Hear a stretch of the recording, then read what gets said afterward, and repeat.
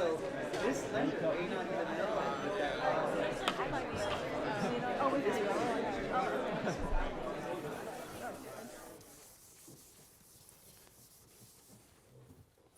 So Traynor conceives of a dealer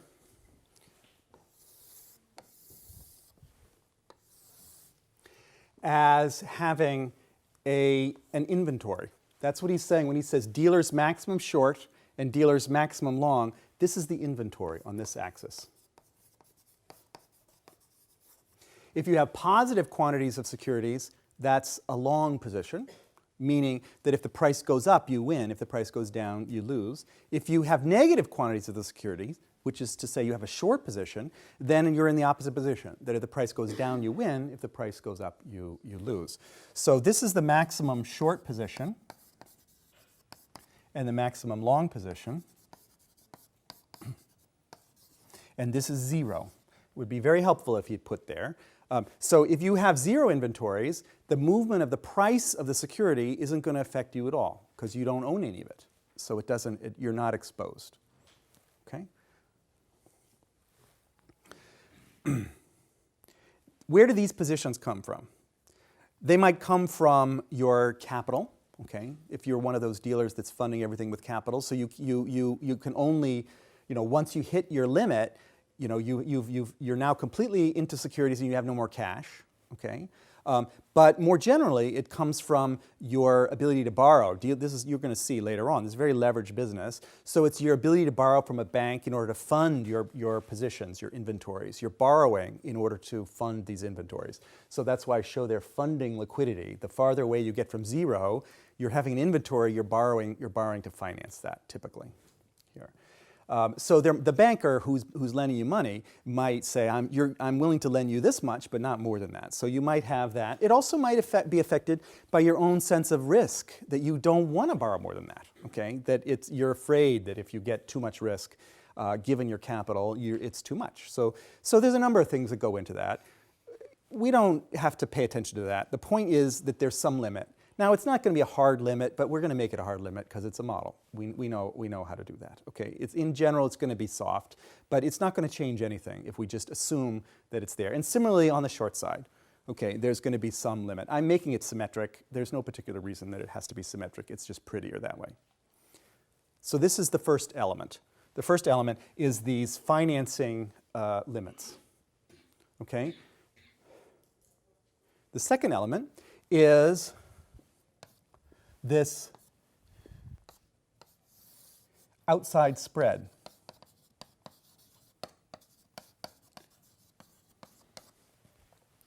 On the diagram there, he says value-based bid is here, and value-based ask is here. Okay? What he has in mind there is that behind the scenes, there are the fundamental forces of supply and demand, and there are some deep pockets, okay? There's a Warren Buffett in the wings, okay? So that when the price gets too low, okay, really low, Warren Buffett steps up and says, now I'm ready to buy, okay? That's the value-based bid. Everyone knows Warren Buffett, value investor, right? So this is Warren Buffett here, and this is the equivalent of Warren Buffett on the short side, okay? That if the price gets too high, I'm going to short this. I'm saying it just can't go any higher than this, and I'm going to really plunge in there and so forth. Now, so these are behind the scenes in the sense that the dealer is making markets in between that spread, and the dealer knows or has in mind that if the price gets too low, Warren Buffett is going to step in, so that if I start to get run up against the limits of my ability to buy, I can stop. I can get rid of my inventory. I can sell my excess inventory to Warren Buffett at this point. So he is actually providing liquidity to me. This is the liquidity provider of last resort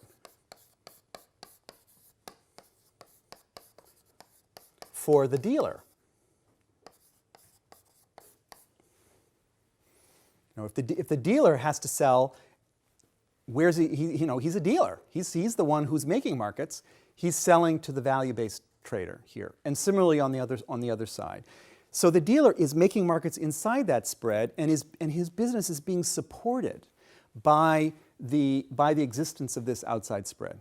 Okay, if he didn't know that he could get rid of an inventory, he would be much less likely to take the inventory, to let the inventory build up, and therefore would be much less likely to supply market liquidity. That's the point. And that's what happens, actually, in a financial crisis. In a financial crisis, the value-based bid goes to zero, and the dealers say, whoa, I don't like that business, and so they stop making markets, and prices plummet, and they're in free fall. So, but in normal times, that's not what goes on. In normal times, the dealer is making markets inside this spread. Now, so the third element now is what are these lines? These are the prices. This is the dealer's quotes, buy, sell spread. He calls it the inside or dealer spread.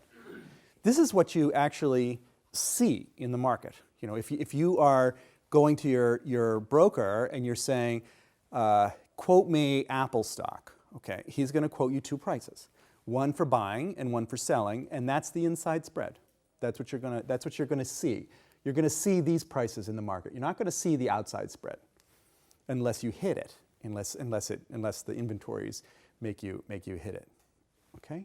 So the question is, what determines the inside spread? There's a couple of things, okay, that Trainer says. Two things. One is the volatility of the price.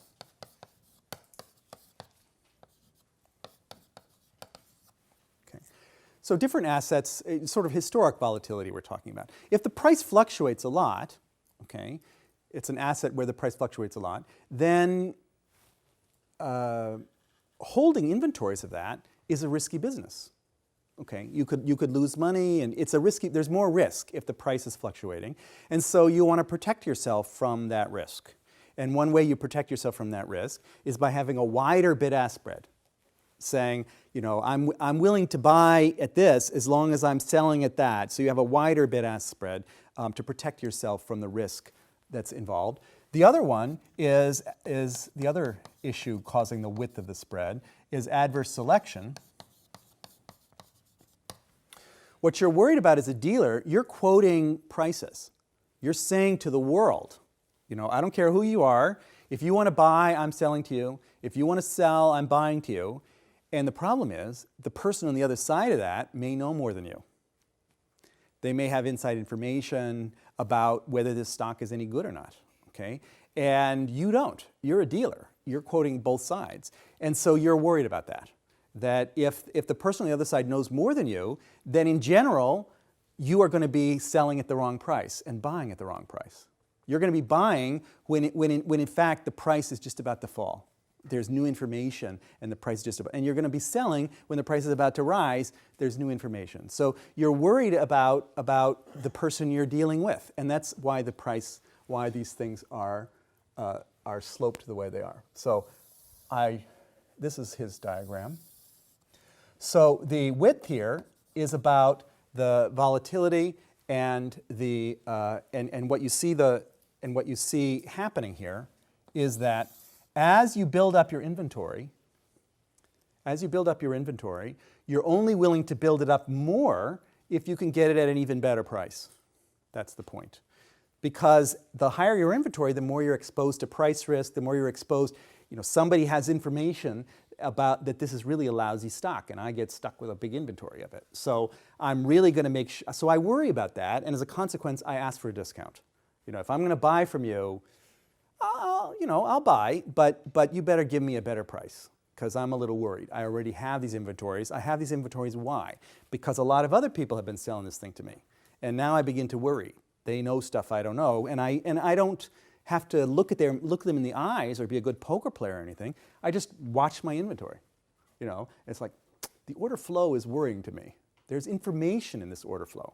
Information that there's a lot of people wanting to dump this stock. Maybe they know something I don't know. And so you lower the price. Okay. So these are the three elements of the model. Okay, the financing constraint, the outside spread, and then the inside spread. Okay, so let's just now, okay, well there's market liquidity. I hadn't actually said that. So I'm making a distinction in this diagram between funding liquidity and market liquidity, okay? That funding liquidity is about your ability to have an inventory that you then have to fund with borrowed money or something like that, okay? Market liquidity is this business about being able to buy and sell a security at a price that doesn't move very much. And what it is, this model is sort of showing you that, I mean, it's more complicated than this, as we'll see, but this model is suggesting to you that at least security dealers are taking funding liquidity from banks and using it as a way to sell market liquidity. They're suppliers of market liquidity. They're demanders of funding liquidity. Okay, in this position here, I'm showing. I want to draw your attention also. This is a book for if you happen to like the Trainer article or like that way of thinking. This is a fantastic book. It's very good reading too, by Larry Harris, called Trading and Exchanges: Market Microstructure for Practitioners. You could use a book like this as a textbook for a course.